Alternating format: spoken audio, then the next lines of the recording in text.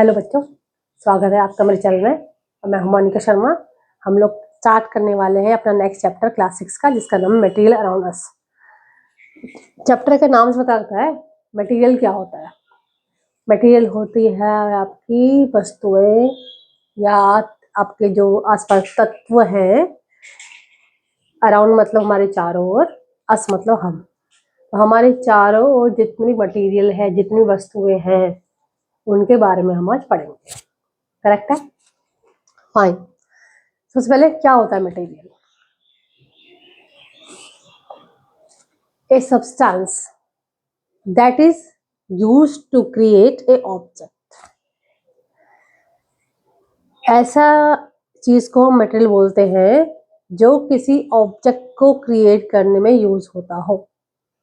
Fine, हो गया। आपके घर में सैकड़ों चीजें होंगी, कुर्सी होगी, मेज होगी, दरवाजे होंगे, बर्तन होंगे, फ्रिज होगा, बाल्टी, मग्गा, सब कुछ, जिनके जो मटेरियल है वो काफी अलग अलग चीज के बने हुए हैं। ठीक है।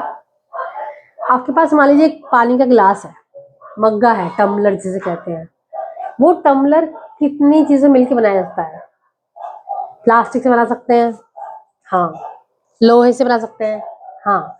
धातु मेटल से बना सकते हैं, हाँ। प्लास्टिक से बना सकते हैं, हाँ। ग्लास कांच से बना सकते हैं, हाँ। क्या कपड़े से बना सकते हैं? नहीं। अगर आप कपड़े की थैली में पानी भरोगे तो पानी बाहर निकल जाएगा। ठीक है। या आप बोरी से बना सकते हैं इसको? तो भी नहीं, पानी वहां से भी लीक कर जाएगा। इसका मतलब ये है कि जो मटेरियल हमारे आसपास है उनकी कुछ अपनी प्रॉपर्टीज होती है। आप हर मटेरियल को एक समान नहीं बता सकते, नहीं सोच सकते। इसका मतलब ये हुआ कि हमें इन मटेरियल्स को इनकी कुछ प्रॉपर्टी की वजह से क्लासिफाई करना पड़ेगा, या हम करते हैं। आपकी मम्मा है, किचन में काम करती हैं, आप देखना वो चीजें ना अलग अलग रखती होंगी। बर्तन यहाँ रखने हैं, जो उनकी ग्रोसरी है, आपका सामान खाने पीने का, वो अलग रखना है। कांच के बर्तन जो होते होंगे वो अलग रखती होंगी। मसाले स्पाइसेस अलग रखती होंगी, क्योंकि सबकी प्रॉपर्टीज अलग अलग है। इसलिए हमारे आसपास जो भी चीजें प्रेजेंट है, वो जिस चीज की बनी हुई है, वो मटेरियल उसकी अपनी प्रॉपर्टी होती है। इसलिए आप सब चीज का एक ही मटेरियल है ऐसा नहीं बोल सकते। फाइन। तो अभी हम मटेरियल को स्टडी करेंगे उनकी अलग अलग प्रॉपर्टीज के बेस पे। ठीक है। तो पहली प्रॉपर्टी आपकी आती है लस्ट्रस एंड नॉन लस्ट्रस। ठीक है। बहुत से लोग उसे लस्ट्रस भी कहते हैं, जो आपको मन करे बोल सकते हो। देखिए, लस्टर का मतलब होता है चमक, शाइन। और नॉन लस्ट्रस, इसमें आप चमक नहीं है, इसमें शाइन नहीं है।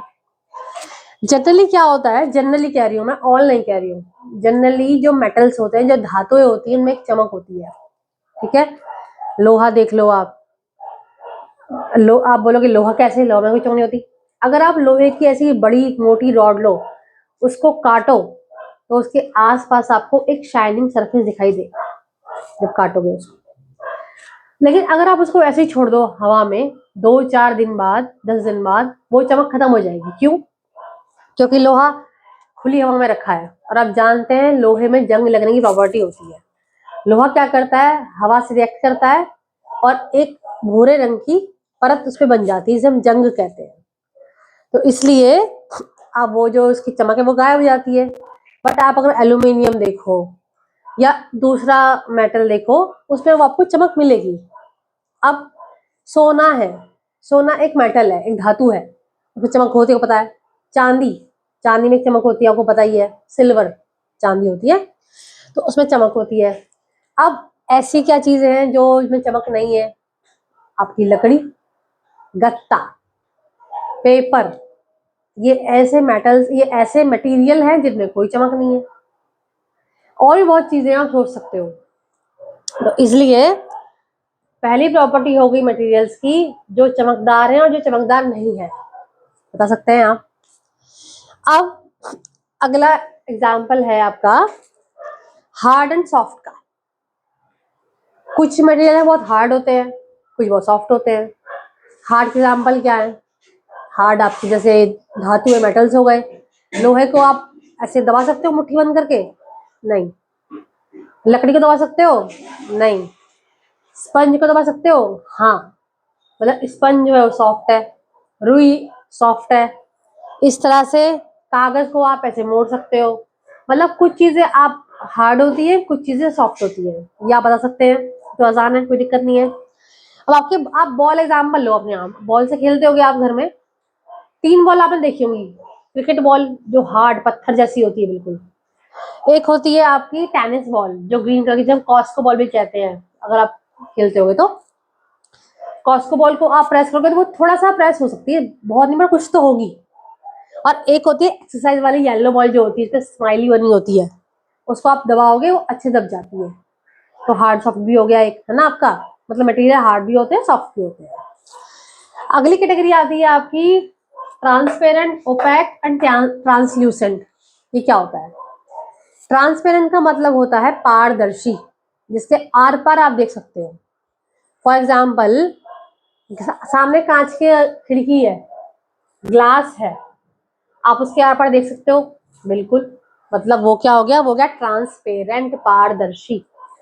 अगला है ओपेक। ओपेक मतलब अपारदर्शी, जिसके आर पार हम नहीं देख सकते। लकड़ी के आर पार आप देख सकते हो? नहीं देख सकते।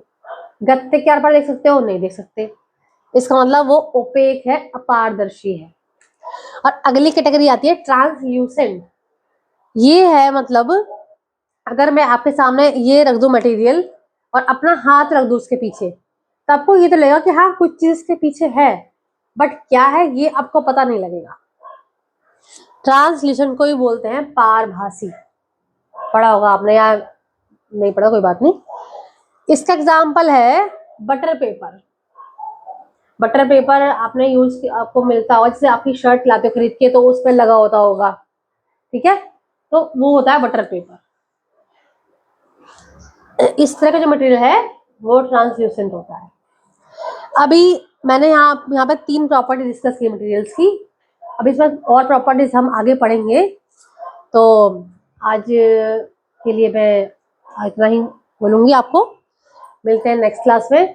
Till then be happy, be safe and bye bye.